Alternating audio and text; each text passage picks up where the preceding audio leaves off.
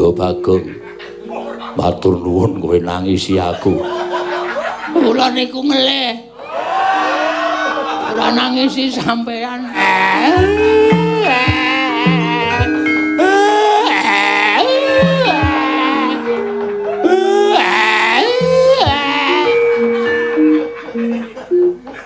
Iki nangis kok kaya sekaten.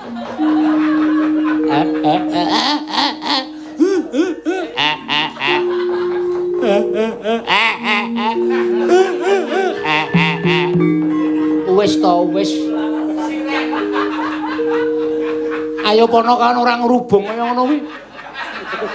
Werkudara ora ya sumuk to. Marem. Sampeyan wilujeng ya Dipol.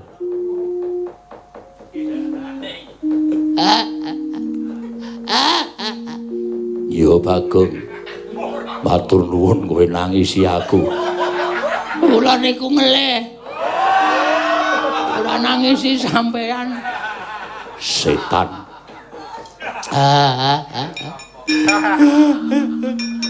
Akang Mas. Ayo kondur bebarengan. Hati-hati aja tukaran. Selamat siang Bu, selamat siang Pak, selamat siang semua. Iki lagune sapa? Lagune dek aku TK aku isih kelingane. Anggere muni Bu Guru wis ngadeg terus tangane keplok. Ayo kondur bebarengan. Hati-hati aja tukaran. Ayo kondur bebarengan. Hati-hati aja tukaran. Sritenan nang tasih. Selamat siang Bu, selamat siang Pak, selamat siang semua. Ngono kuwe. Lah rek, kowe ijik-ijik kelingan. Tembang TK kok ijik kelingan. Pancen pikirane anakku Bagong iki pancen pinter tenan. Iya. Yo anu ya, Gong. Oh ya isih kelingan ya. Isih ya. Ayo tak eleng-eleng. Mbiyen TK ngendi Inpres. Oh. TK ki ra ono Inpres. Sing Inpres ki SD.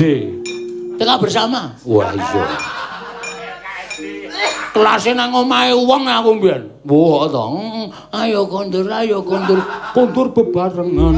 Hati-hati aja tukaran. Selamat siang Pak, Bu Sike. Selamat siang Bu. Selamat siang Pak. Selamat siang semua. Terus mejane di brok. Nah, terus dia sedakep. Semar kene. Ayo. Barang kene. Terus do anteng-antengan. Sapa sing nganteng dhewe, mulih dhisik dhewe. Garang maju. Salim Pak Guru, cium tangan. Karang Pak Guru, hati-hati ya. Wis dipedha urung? Sampun. Nganggo bandoso matamu. Petruk. Mulai dhisik dhewe. Cium tangan. Bareng Pak Guru. Hati-hati. Semar mulai engko sore. Weh. Aku santeng banget. Sing ngentut sapa? Aku. Kuwi pelanggaran. Cium tangan. Hus. Pak Guru kok nyium tangane dhewe. Bareng. Awela. Anakku ngger Swatama. Prayogakno nggonmu ngadhep ngarsaning wong atuamu aku ana ing Petrabahan Sukalima kene ya ngger Bambang Swatama. Kawula nuni Rama. Sampun boten kirang prayogi biswanipun ingkang putrapun Bambang Swatama. Namung kepareng kula ngaturaken sembah sumangkeming pangabektinipun ingkang putra kunjuk ngersa paduka Kanjeng Rama Penemban. Oh iya tak tampa gawe gedhening atine wong tuwa. Aja mbok kira jejering wong tuwa ngiwakake kelawan sowane anak, nanging maragake sumurupa Swatama. Iki ora pangling kaya sowane Ya kuwi anakku murid siswaku sing tak tresnani, si Bratasena. Mula prayogakna luwih dhisik nggon ngadhep ngarsane mun Rama aku tak ndangu kelawan sowaning si Bratasena. Kula semanggaken dhateng Paduka Kanjeng Rama Premban. Purbawasa wonten asta Paduka Rama Premban Durna. Oh iya ya Ngger ya. Ora mengko to dhisik Bratasena. Sawise satata nggon ngadhep ngersane wong tuwa padha rarja sapraptamu kulup. Wah.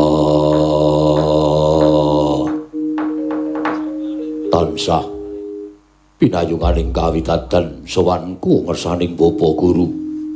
Aku ngaturake sembahku katura. Bapa Guruku wong atuhaku Durna bapakku. Tak tampa, Ngger, tak tampa gawe gedhening atining wong tuwa ora liwat pangestuning wong tuwa tampan ana ya Bratasena. Yo, tak gegem dadiake jimat. Sawise asu ingkang dadi napas asat kang dadi riwe. Sowanmu nang Pertapan Sukalima gawe kaget penggalih wong tuamu. Ana wigati apa Bratasena lan ana sedya sing kepiye? Apa ana wulanging wong atuamu aku ingkang duna dungkap panampam pekasan bakal mbok takokake marang wong atuamu aku? Dudu bab perkara ilmu sing wis mbok paringake. Nanging sowanku ana ing ngersaning Durna bapakku mung bakal nagih kelawan apa sing tau tate mbok ngendikake. Lho, aku tau tate omong apa karo kowe?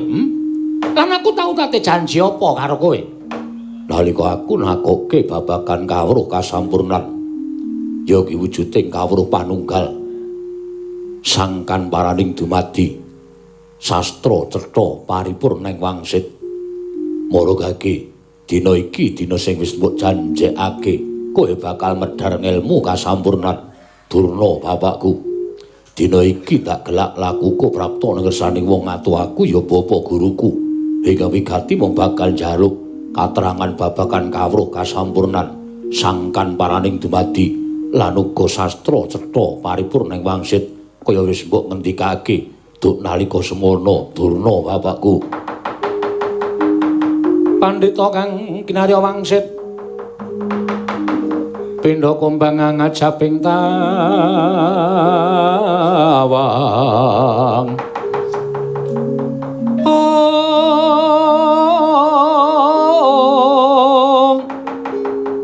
Susah angin ngendi nggone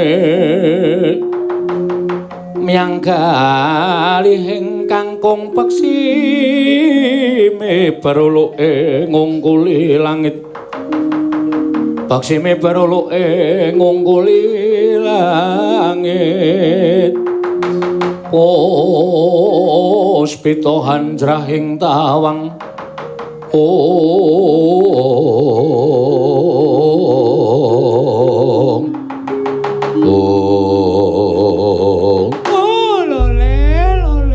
Kentos walu gembal manyar-manyar do neng dungkul wana dadi alas-alas dadi wana. Pancen ora bakal tak silaki yen aku tau tate.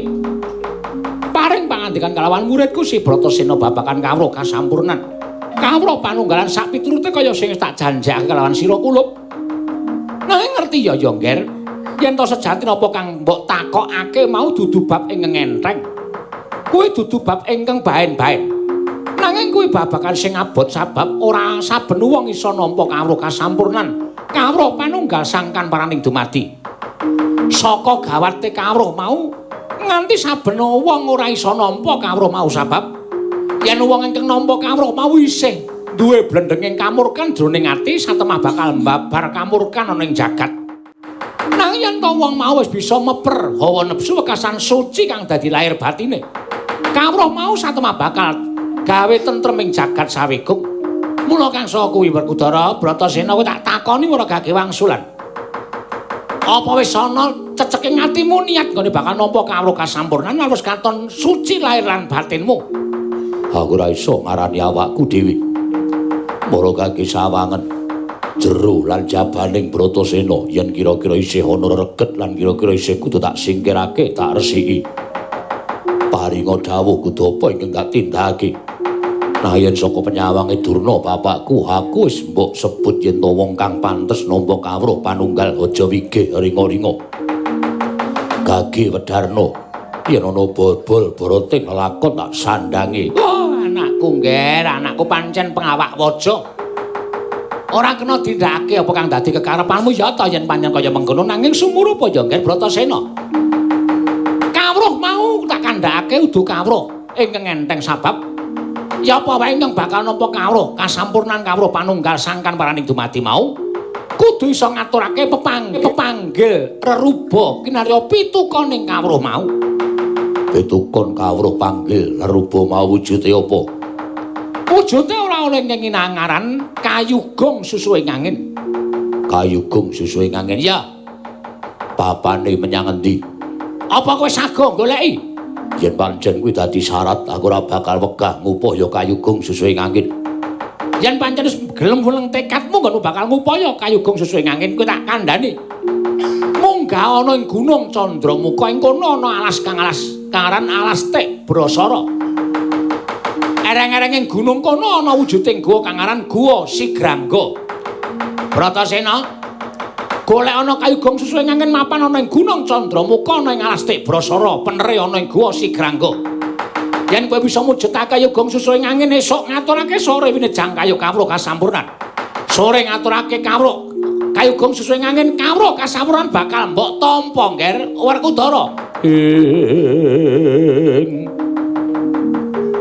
Tandyapala Pandhawa mbiyaku mulung mangung siring sata Kurawa.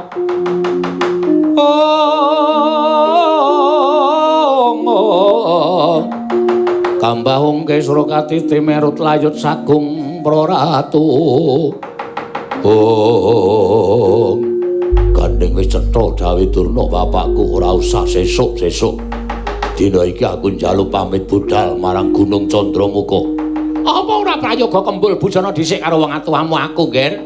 Kuwi gampang yen to dilakoni yen wis kelakon apa dadi penjagaku. Kembul bujana iso dibaleni pendak dina.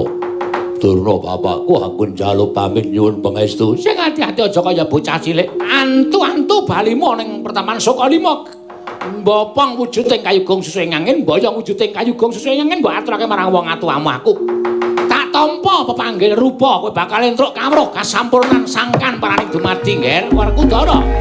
Ah, iya.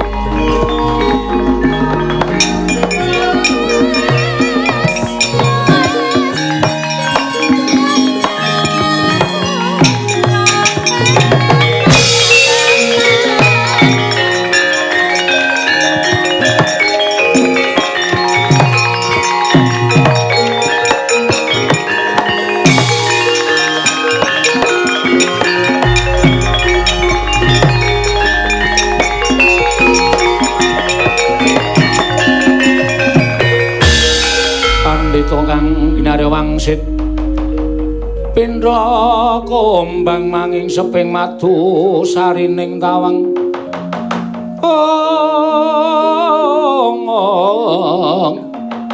susah angin ngendi nggone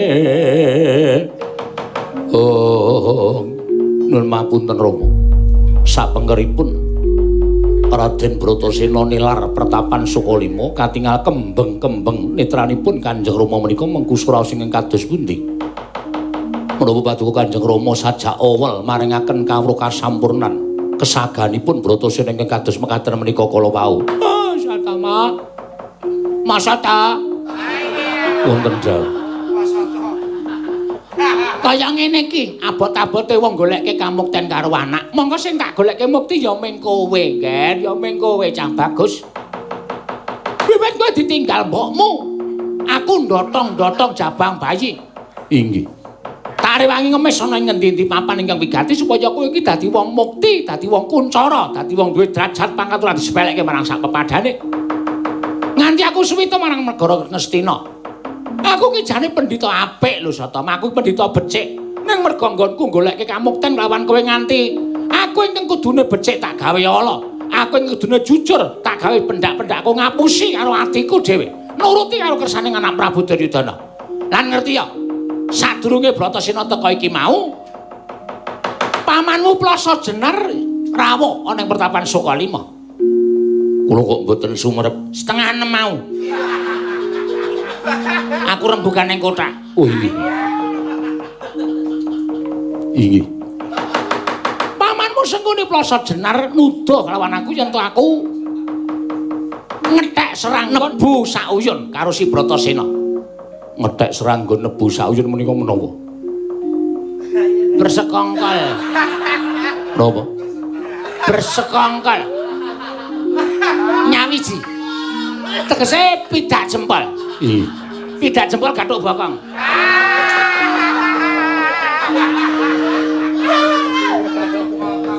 Aku kudune menehi kawula kasampurnan karo si Bratasena ning dadi jalaran nggonku goleke dalan patine si Bratasena. Oh, Satama, Satama.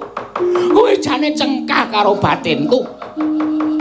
Kayugung susuhe nganggen kuwi ora ana mapan ning Arastik Brasara. Mergo tak laropake si Bratasena supaya tekaning pati dipangan kewan galak, dipangan jem setan priprayangan, dipangan sing tunggu Gunung Candramuka supaya Bratasena bali mung kaliaran. Iki kabeh mau ora saka karepku kok Satama, ora saka karepku ning karepe Adipati Harya Sengkuni. Ning aku percaya kapercayaning Bratasena sing gedhe tumraping bapa gurune mengko bakal awoh sewiji-wiji ingkang migunani tumraping si Bratasena. Percaya karo aku. Ora ana ala ingkang tumaming becik. Mekaten Kanjeng Rama, ayo ditani tekane si Bratasena. Mangga kula dherekaken Kanjeng Rama.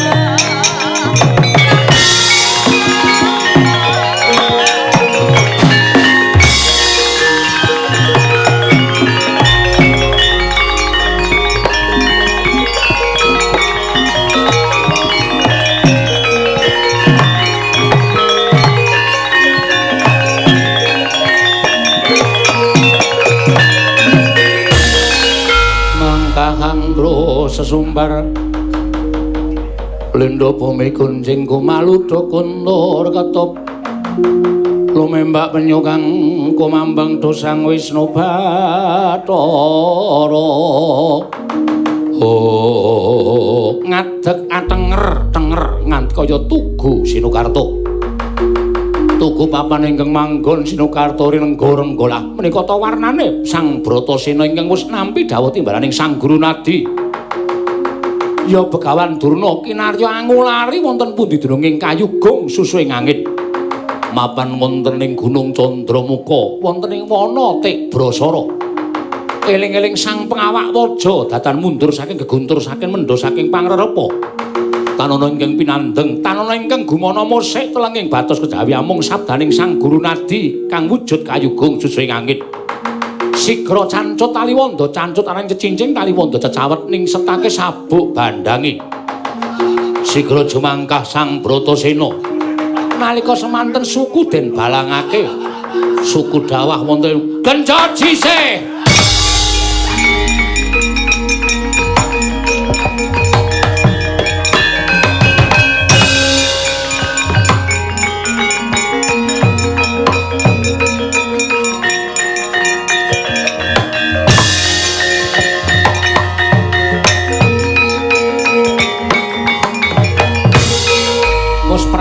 Wana Tik Brasara gangsaran candrane tandange Sang Bratasena.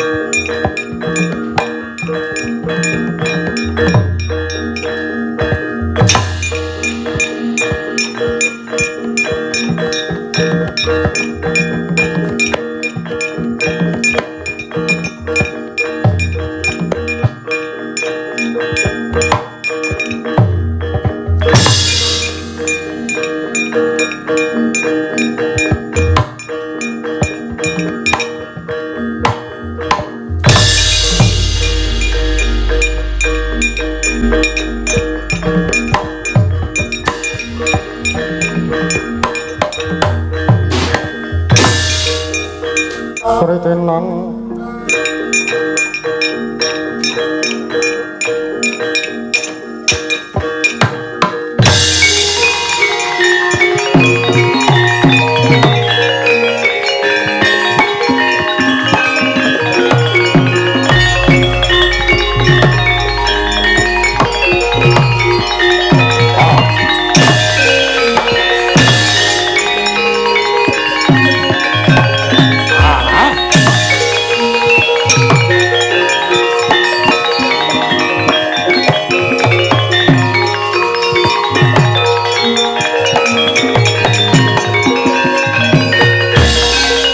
Pandhawa tata Katiwisraya Indriyang sasara maruta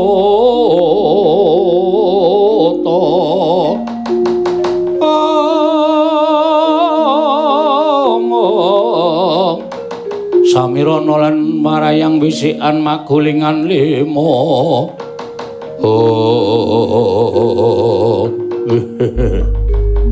Yai Rukmakala apa Kakang Rukmuka pirang-pirang dina nggone awake dhewe golek sandhang pangan ana ing telenging alas Tik Brasara mongko mangsane adem jekut kaya ngene nglokopi kulit kidang utawa kulit macan dienggo kemul ewadene aja kok wujuding kijang menjangan nadyan regul wae ora ana apa iki wis dadi keparenging dewa nyuntet marang pangane awake dhewe supaya awake dhewe mati ana ing telenging Brasara. Ora dalah iya Kakang. Jroning ngawa ingkang adhem mongko ketaman ketiga ngerakang aga-aga aja kok tetesing banyu udan nadyan tetesing embun wae kaya sinumpet dening panguwasaning dewa. Sendang-sendang padha garing mekingking banyune ora ana lha iki apa awake dhewe bakal mati garing Kakang. Ora dalah. Ya iki entuk-entukane aku lan Siadi nggone kurang duweni tata krama kelawan Sang Hyang Pramesti Bathara Guru pekasan nampa sate Sang Hyang Jagat Girinata. Ingkang maune aku lan Siadi wujude dewa disebda dadi wujud yaksa kaya ngene iki kudu golek pangan ana ing jroning alas. Aja nganti wedi ayayo diopyak yen perlu kabeh wana Tik Brasara ingkang ngubengi Gunung Candramuka iki disasak supaya entuk pangan kowe lan aku aja nganti mati si ana ing telenging wana Tik Brasara. Kosek Kang. Kowe mambu apa iki mak brebet? Iki dudu ambune kidang menjangan iki kowe to seroten to. Kosek. Ora dalah iki ambuning menungsa. Woh, ambuning menungsa ya padha diprepeki Kakang. Ya ayo.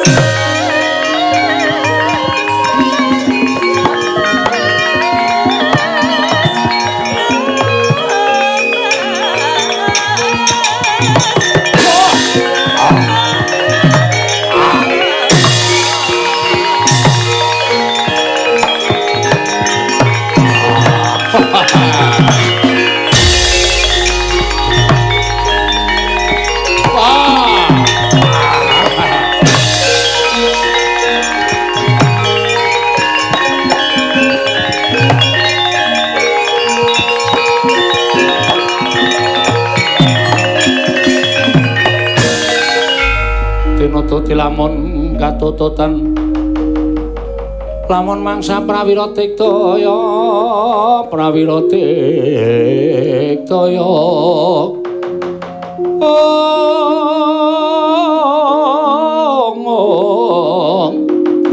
Ronanggana makawi gelari rawang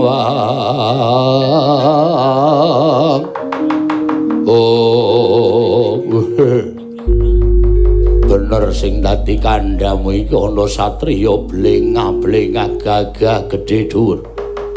Sapa den aja mati tanpa aran. Ana wujude buta loro. Nyegat sing dadi lakuku wis apa? Luwih dhisik ngaku. Sing tunggu alas tek Brasara. Sing tunggu Gunung Candramukha aku Degya Rukmaka iki adhiku Rukmakala. Ya, aku Degya Rukmakala, kowe sapa?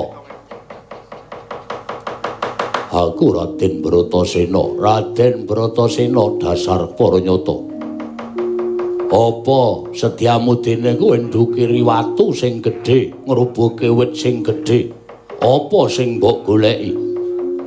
Ngemban dawuh timbrane bapa guruku kinden goleki kang aran Kayugung Susu ing Angin. Apa? Kayugung Susu ing Angin. Oh, lah keblasuk bocah iki. Selagi aku sing wis mataun-taun urip ana ing alas kene durung tau krungu kang aran Kayugung Susu ing Angin. Kowe aja mbacut ndak temekaning pati kowe baliya. Kowe sing kudu sumingkir. Malah kepasang yuk katuju nginu dene aku temu karo kowe. Gandeng kowe kandha wis mataun-taun urip ana ing alas. Tuturna Kayugung Susu ing Angin. Aku ora weruh. Aku ora ngerti wujuding Kayugung Susu ing Angin. Yen kowe ora ngerti aja ngalang-alangi sedyaning Bratasena. Ayo semingkir. Kowe minggato saka ngarep aku. Aku lunga ning aku njaluk, arep njaluk apa? Aku wene ana getihmu setetes dagingmu setampel. Nggo nyambung uripku ana ing alas kene den welasa karo aku. Wah. Yen pancen kowe ngelih yen kepelan kepangan pengin mangan Bratasena. Aja mung getih setetes lan daging setampel. Nah yen perlu panganan Bratasena, kowe kuat mangan Bratasena. Wareg selawase urip ora bakal duwe rasa luwe. Woh ladal. Ikhlas karo patimu, ora ikhlas sebab apa? Yen pancen ikhlas mara mapano, cokot gulumu tugel. Oh, dadi isen-isen ning wadukku. Oh, ladal odol-odol isen ning wadukmu den dadi panganing Degya Rukmakala. Ora minggat gandul ndasmu.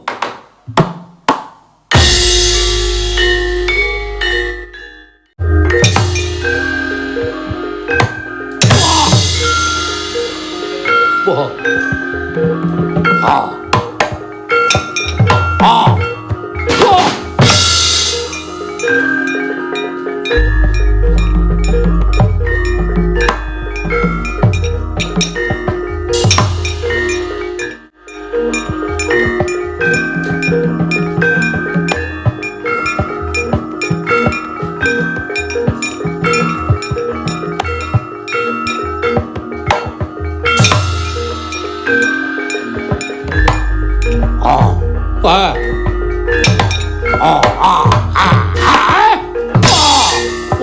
Edan aktif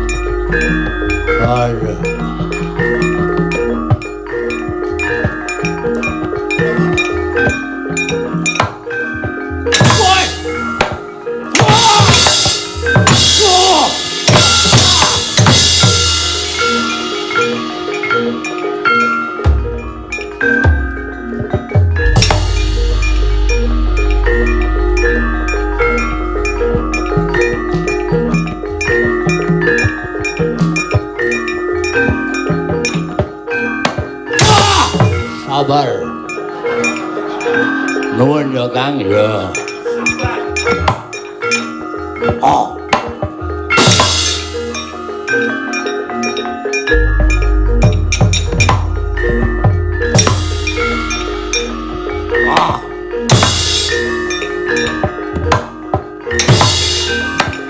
Oh. Ah. Ah.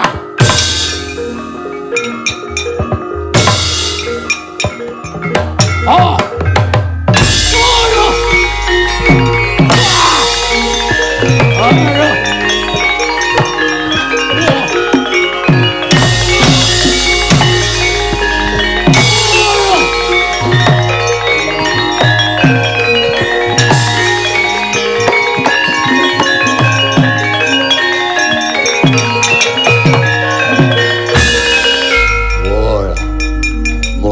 Gelem didadekke pangan la wong kekuatane ngedapi-dapi. Wo, ora lama menungso apa kowe karo aku bisa gawe patine Raden Bratasena. Yen dhewe-dhewe ora iso menang kerubut Kang ya wis kok ngarep aku saka mburi ya.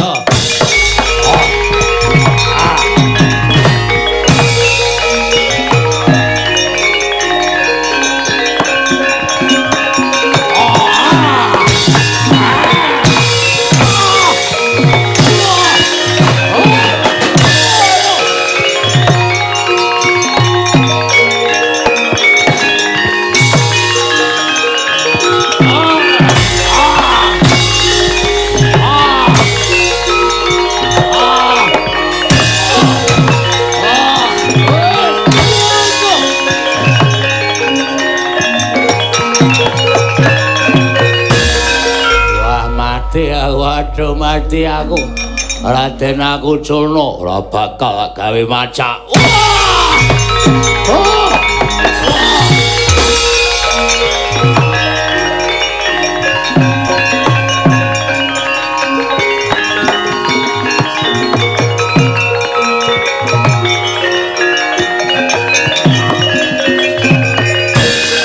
Pecah mestakaning yaksa kekalih Sang Rukmukala. Tejah sampuh dening Sang Bratasena. Dangu sangsaning dangu ilang wujuding yaksa kekalih wenteh Sang Hyang Bathara Indra miwah Sang Hyang Bathara Bayu.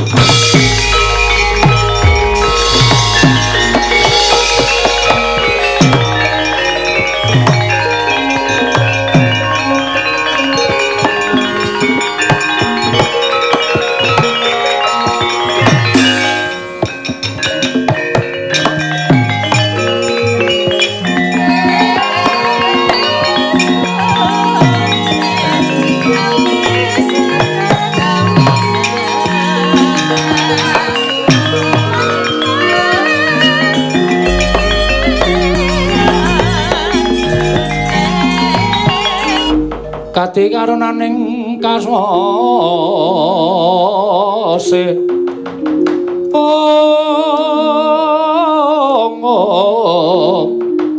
yen ning marga memalatku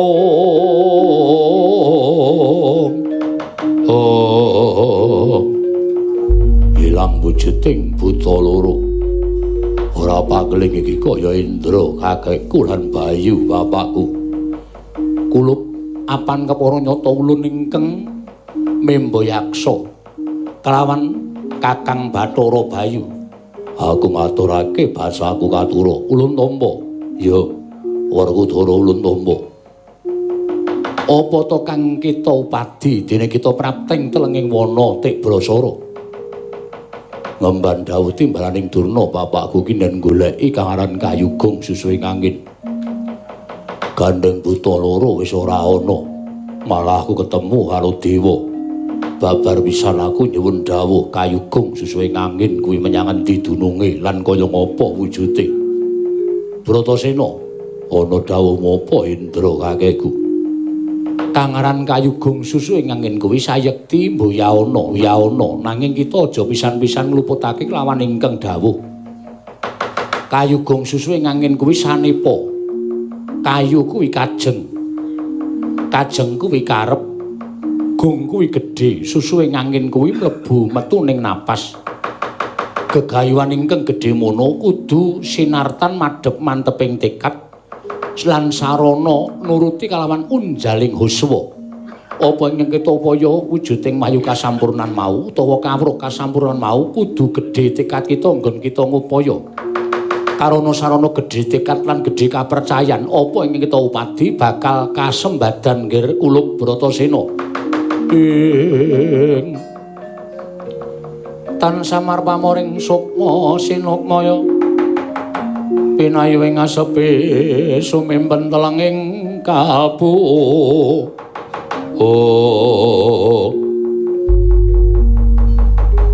Banjur aku kudu piye kita baliya nyuwuna dawuh kelawan bapa guru kita Begawan Durna ingkang sayekti menyang endi dununging kawruh kasampurnan lan aturna apa kang wis sira ngerteni babagan kayugung susu ing angin.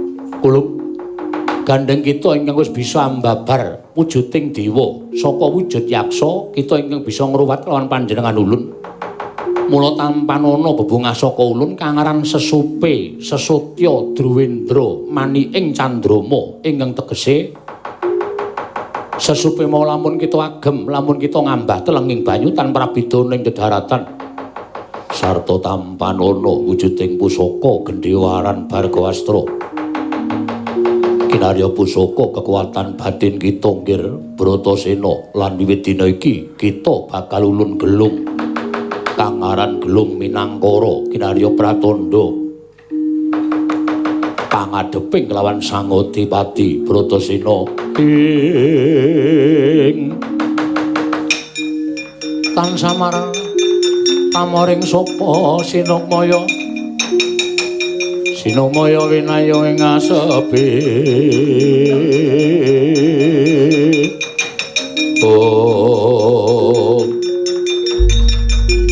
kulub gandeng kabeh kanugrahan saka dewa wis kita tampa kita baliya ngadhep kelawan bapa guru kita lan tanjihna sejatine menyang endi kawruh kasampurnan ingkang kita ulari ngastu padha dawing Tindra kakekku lan Bayu bapakku ulun kundur makayangan sembahku ingkang nderake jengkaring bapa Bayu lan kakekku.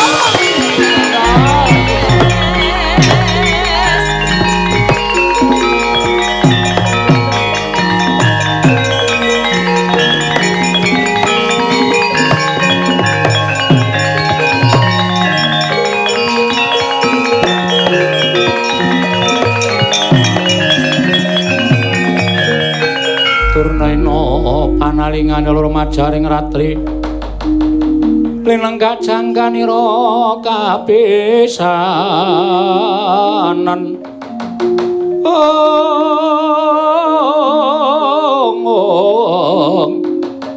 aning perang Bratayuda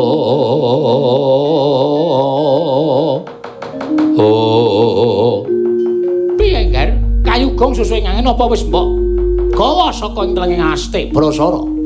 Durna bapakku jroning mapan ana ing wana Tik Brasara aku ketemu karo Bathara Indra lan Bathara Bayu ngendikake ento kayugung susu ing angin kuwi ora wujud nanging kuwi sanepaning tembung.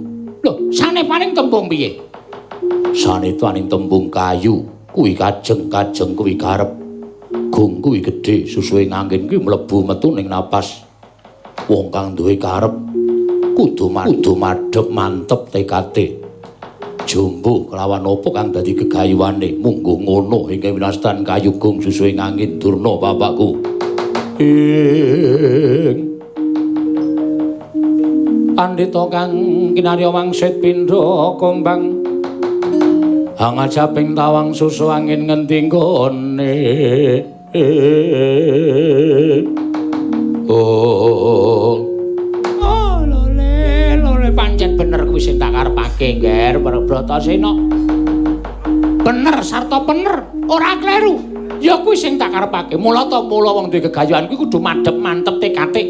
Kabeh mau kuwi narya panodi. Panodi jroning atimu nggonmu kepengin kedurungan kawruh kasampurnan. Kawruh panunggal sangkan paraning dumadi. Ya.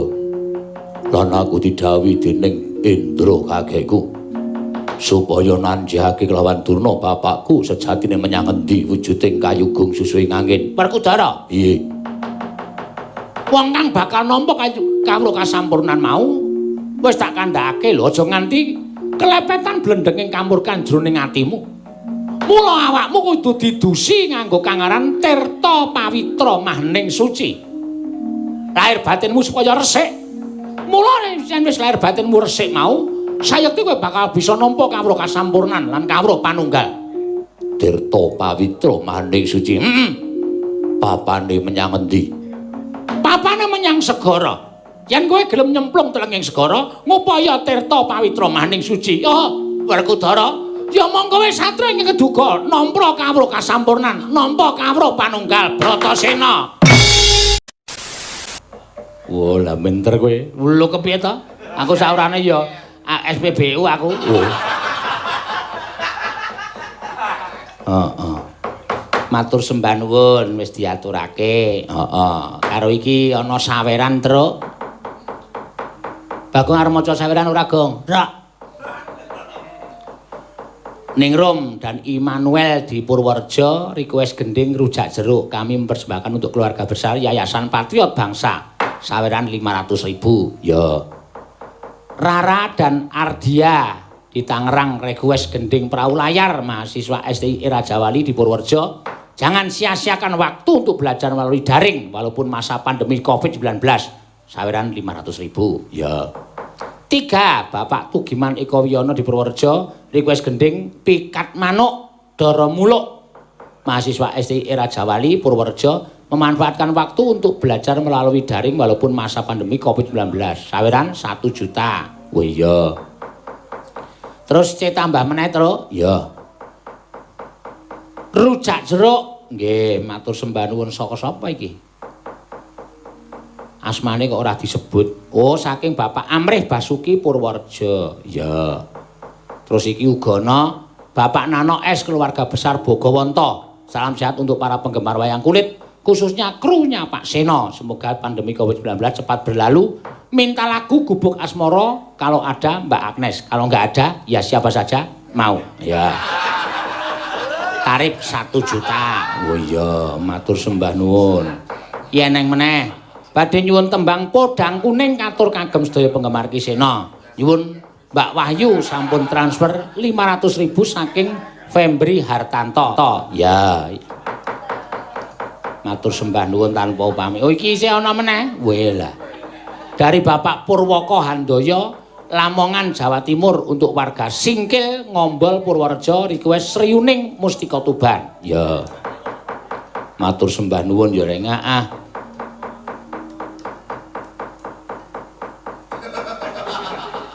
Kok meneng wae ngopo, Reng?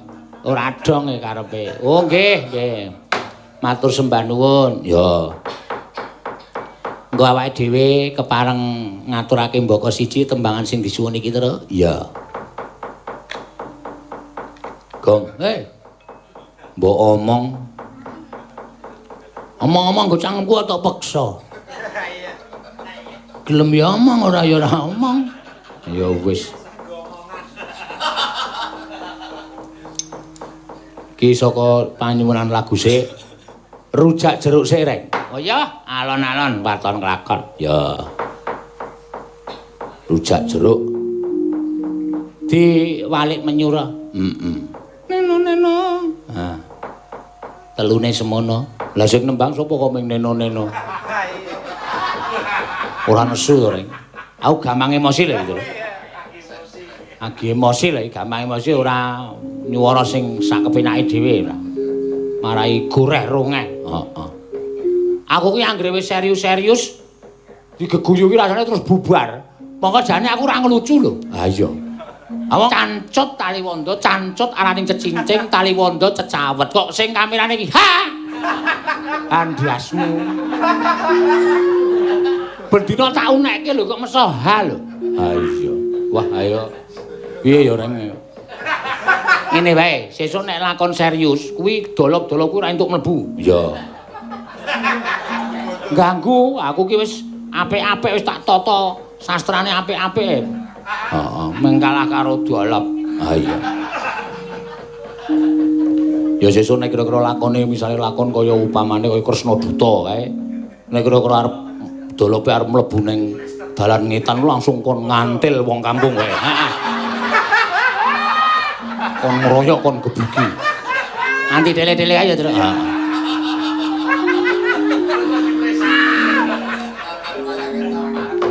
Iki ana sing nyuwun gubuk asmara, Tru. Wah ya ayo diaturke. Ya, nyuwun suarane. Tak nyoba. Wah, kaya wingi wis dimatur nuwuni karo Mbak Wahyu. Matur suwun, Pak, sampun maringi kula kesempatan supados berkembang biak. Ha iya. Maksudnya berkembang kabisane ngono kok. Berkembang biak kuwi urusanmu. Aku ora melu-melu. Ayo, yo. Heeh. Jumeneng. Ya. Gubuk asmara sing solo-soloran. Heeh. Lho kok soloran? Iya. Sing wis kaya kentrongan. Kentrongan kaya ngono dituthuk ora muni. Ha iya. Buk buk buk. Wis kebuntetan. Ha iya.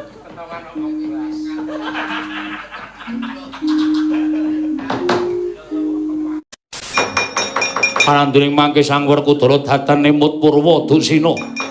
Dadak sakoling mangke ingkang lenggah madaning pulalit ing mapan wonten tengahing samudra nenggih Sang Ruci Bathara.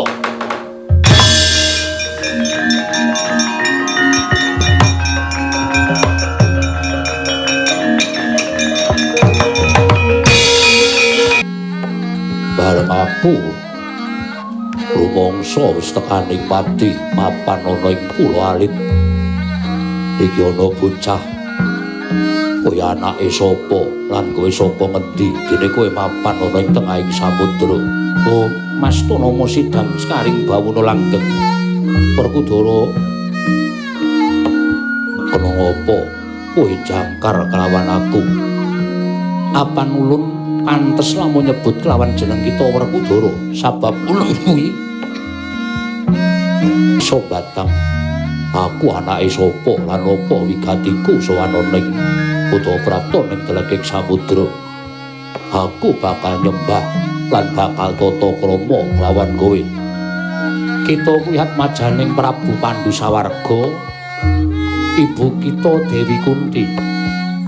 Kita goleki Kang Tirta pawitra maning suci awit saka pakone guru kita ya kuwi Begawan Durna. Ya ngono apa mboya Werkudara?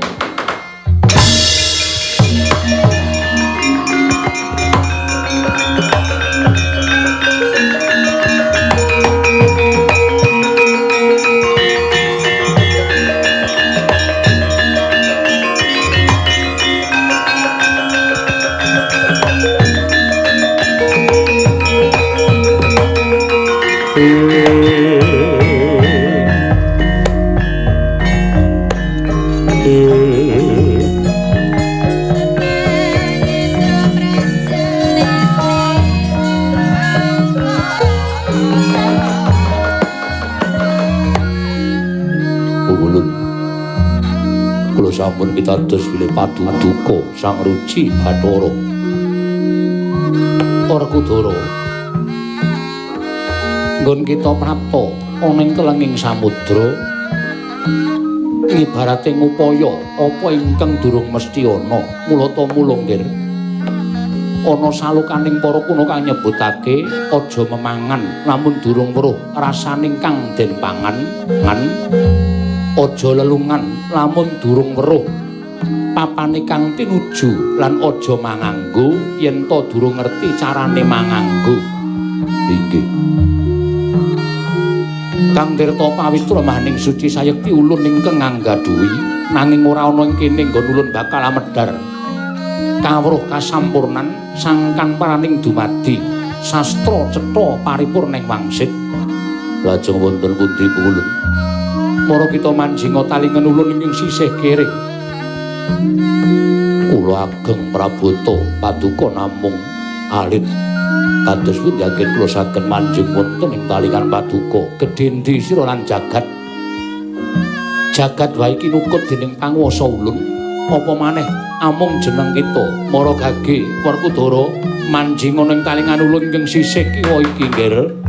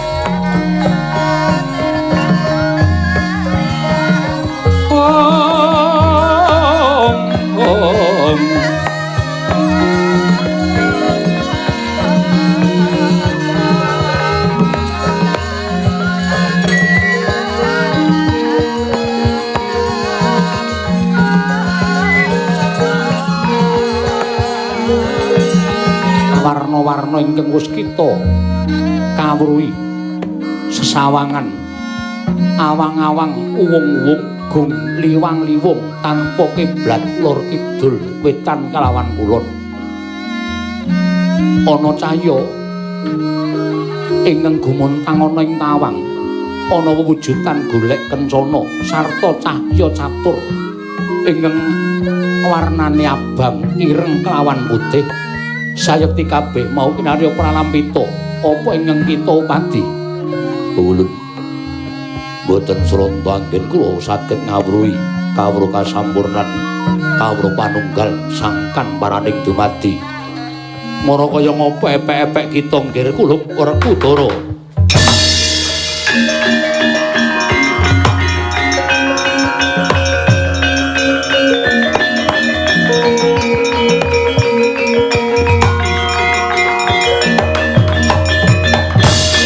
Nadyan datan kawya sing basa wantah parandene tumanjaning kang tirta pawitra maning suci wis gumolong manjing anggane ngrisang Bratasena meseming Wardaya Sang Werkudara wis pikantuk jatine kawruh kasampurnan kawruh panunggal miwah sangkan paraning dumadi.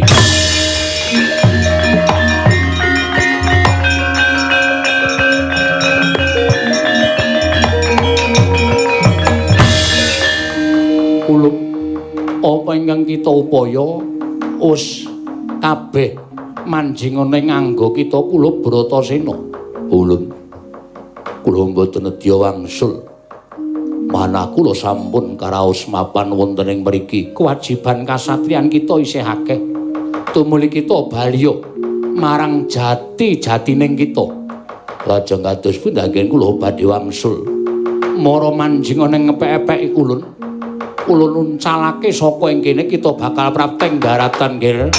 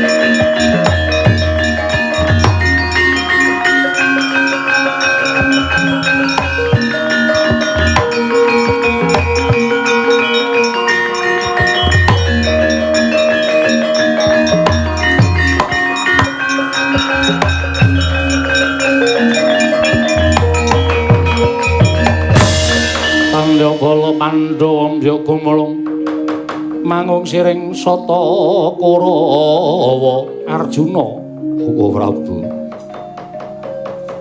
Sampun meh surup surya. Kakang Mas Yodipati mborong boten ketingal medal saking samudra. Oko Prabu kedah menapa ingkang kula tindakaken wis ta. Salokaning para pinter nyebutake siji pesthi, loro jodho, telu tibaning wahyu. Kabeh mau ning panguwasaning Dat kang werwengdat. Pati uriping menungsa kuwi kabeh ning panguwasaning Gusti. Inggih. Aja mengko wae Janaka, nek Werkudara mati ning samudra, pun ngakak ora bakal betah urip ning alam padang, Yayi.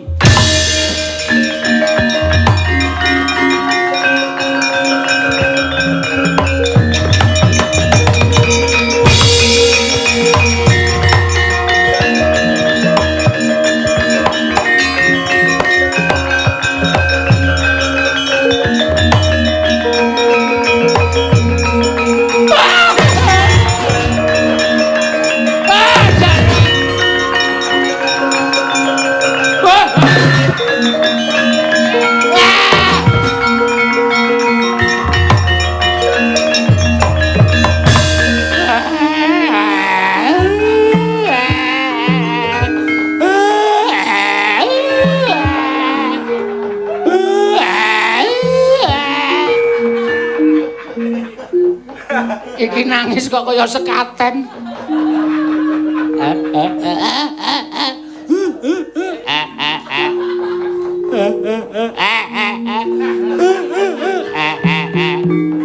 Wis to, wis.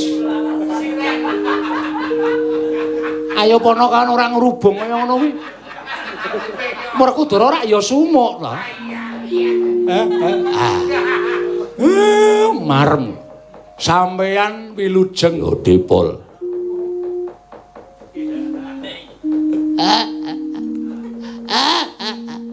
Yo Bagong. Matur nuwun kowe nangisi aku. Kula niku ngelih. Ora nangisi sampeyan. Setan.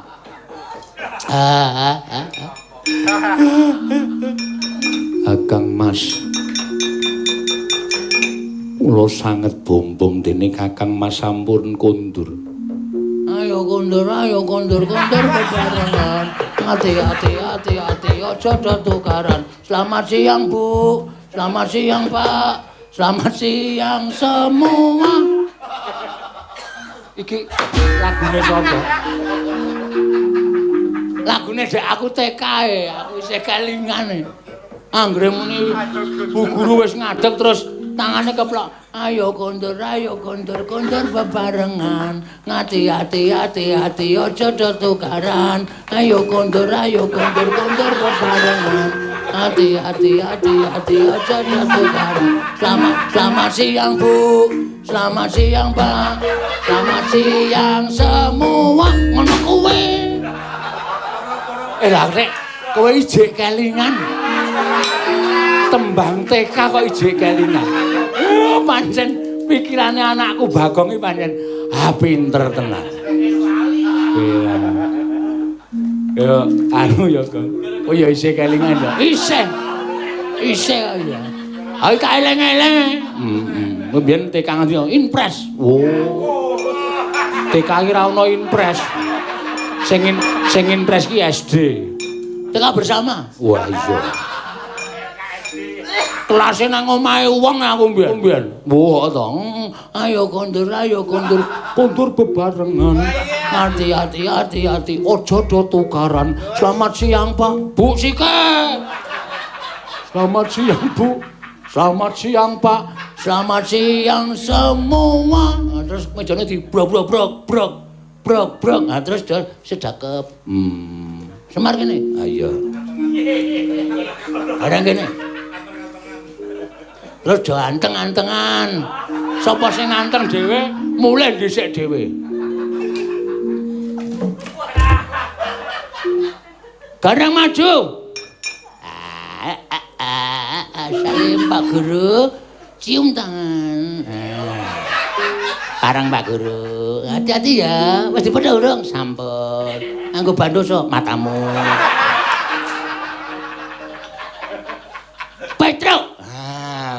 mulai dhisik dhewe. Cium tangan. Nah, bareng Pak Guru. Ngati-ati. Semar mulai engko sore. Weh.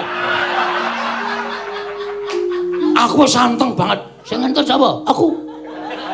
Kuwi pelanggaran. Cium tangan. Hus. Pak Guru kok nyium tangane dhewe. Bareng Pak Guru ngatos-atos. Pritenan nang tasih